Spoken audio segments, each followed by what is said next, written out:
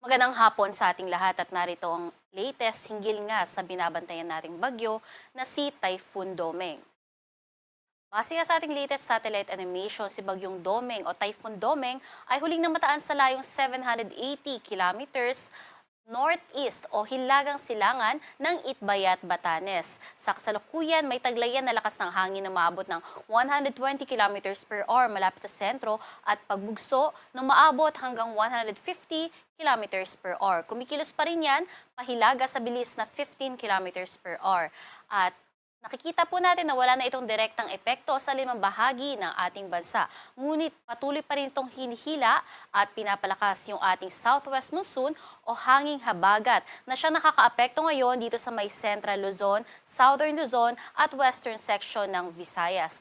Magdudulot nga yan ng paminsan-minsang pagbubugso ng malalakas na mga pag-ulan, particularly sa may Zambales, Bataan, Cavite, Batangas at Occidental Mindoro. Samantalang dadalhin din ng hanging habagat ang makulimlim na kalangitan at kalat-kalat na mga pag-ulan, pagkidlat at pagkulog dito sa may bahagi ng Ilocos Region, nalalabing bahagi ng Central Luzon, Calabarzon, kasama ang Metro Manila, Mimaropa, Bicol Region at sa may bahagi din ng Western Visayas. Sa nalalabing bahagi ng ating bansa, iiral lamang yung mas madalas na tsansa ng mga pulo-pulo at mga panandaliang mga pag-ulan, pagkidlat at pagkulog. Dala naman yan ng localized thunderstorms. Base nga sa ating tropical cyclone threat potential or dito sa ating track, sa nakikita po natin ay nakalabas na nga ng ating Philippine Area of Responsibility itong si Bagyong Domeng kaninang 11:30 a.m.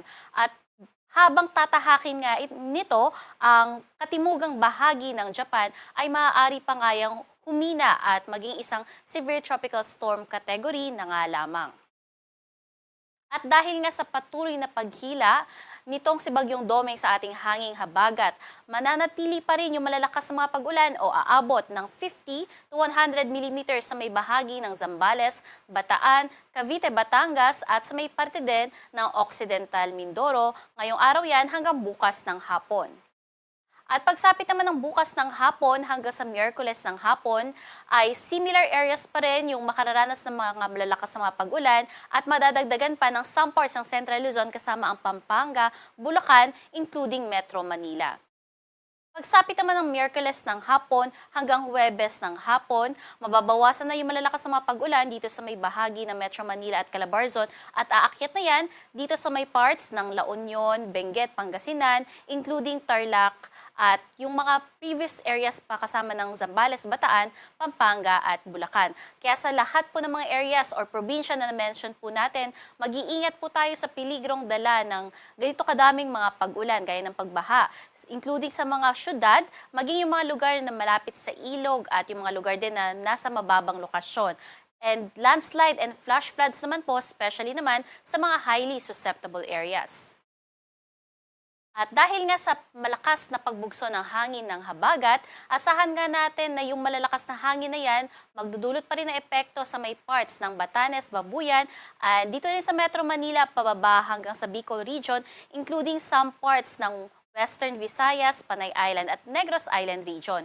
Kinabukasan naman, yung malalakas na hangin na yan ay halos ganitong mga areas pa rin ang makakaramdam, ngunit mas tataas yan dito sa may bahagi ng Central Luzon.